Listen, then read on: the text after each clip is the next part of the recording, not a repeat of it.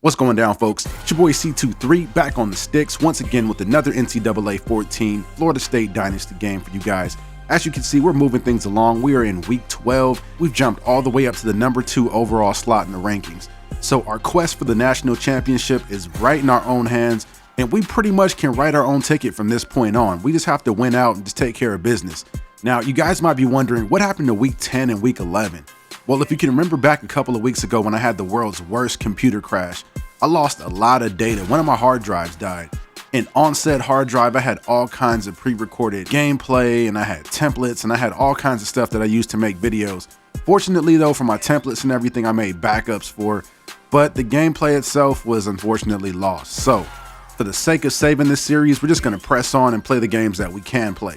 But you guys can see in the team schedule that we did manage to win week 10 and week 11, bringing our win streak up to 7 games now going up against Syracuse. So hopefully we can handle business in this one. Let's get into it.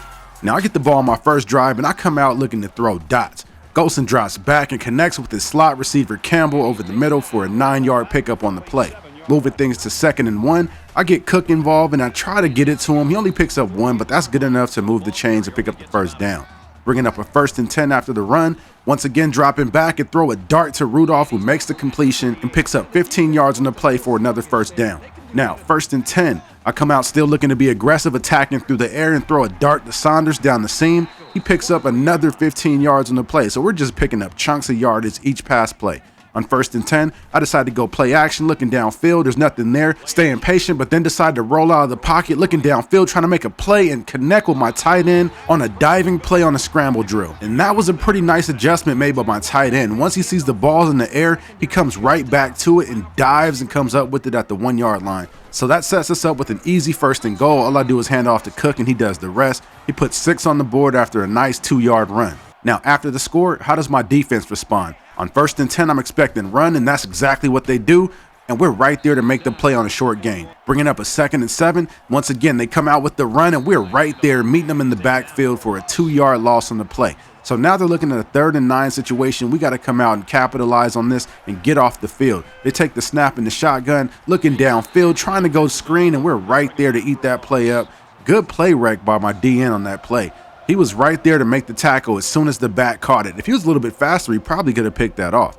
But anyways, after the punt, we take over on 1st down. I decide to go right back to the ground, and we get nothing. We just get walled off, bringing up a 2nd and 9. So then the offensive coordinator decides to go back to the aggressive play calling and throwing the ball downfield, connecting with Rudolph for a nice 20-yard reception on the play. So moving the chains to 1st and 10, we try to avoid being one-dimensional and go back to the ground game, handing the ball off to Cook off right tackle. He has a hole and picks up a nice gain on the play.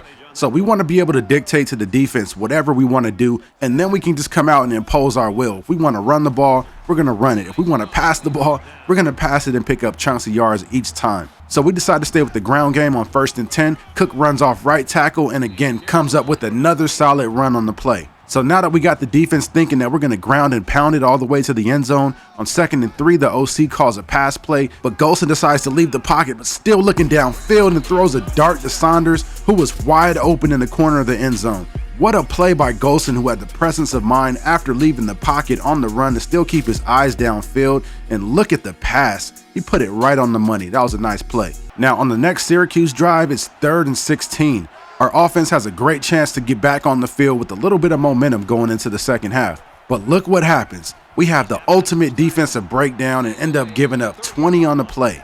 And a couple plays later, on another 3rd down, they hand the ball off and we get gashed for a huge run on the 3rd and 2. So the defensive coordinator had enough at this point because he chewed out the entire defensive unit on the timeout. So on the very next play, they come out and respond, sending both linebackers on a blitz and destroying their O-line for the sack. So now we knock them all the way back to 2nd and 16. They take the snap in the shotgun. Hunt's looking for somewhere to go with it, but then panics, and he gets sacked again, losing another yard on the play. So now we're looking at 3rd and 17. Our defensive unit looks rejuvenated after giving up those 2 consecutive 3rd down conversions. There was just so much pressure on that play that the QB tripped over his own lineman and went down. So now they're looking at a 3rd and 17 situation. We've got everybody locked up downfield, so the QB has no choice but just to get rid of it. Bringing on the punting unit. What a response by our defense on that drive. Now with the clock winding down in the half, Golson dials up the deep ball to Rudolph, who goes up and makes the play with 2 defenders on him. That might have just been the touchdown catch of the season. I have no idea how he was able to go up and get that with 2 defenders on him. Look at the focus, look at the concentration. Even the ball itself is placed in the right spot so he can go up and get it. That was just an amazing play for a score. So as you can see, folks, we have this one well in hand. Our offense is clicking, our defense is clicking. The Seminoles seem to be playing their best football late in the year, just the way that you want them to. This is a team that has national championship aspirations, and that is exactly the way that they're playing. But anyways, after the interception, we still try to stay on the offensive, and I come out and pitch the ball to Cook, who breaks a tackle and rumbles all the way to the half-inch yard line. That looked like a score, but he didn't get it. So the very next play, I come out with the direct snap play. Cook takes it in for a 0-yard TD run. Now, moving things ahead a bit into the fourth, all we need to do is protect the ball and come out and milk the clock. So I keep the ball on the ground with Pender, who runs off right tackle, picking up a nice 5-yard gain on the play, bringing up a 2nd and 5, once again handed off to Cook. And what a hole on the left side that opened up right there for a nice 12-yard pickup on the rush. And then a couple plays later, we decide to put the nail in the coffin. Golson connects with Wilson for a nice touchdown pass across the middle. And folks, the blowout is official. And check out the stats on Golson. 3 touchdown passes for the day. That's a pretty solid outing. It was 14 for 19, 223 yards. That's pretty efficient, folks. So we get another W in the column. We end up taking this one 35-0. And it should be pretty safe to say that our number 2 status is going to stay for at least another week, because with the way that we dominated today, there's no reason why it should change.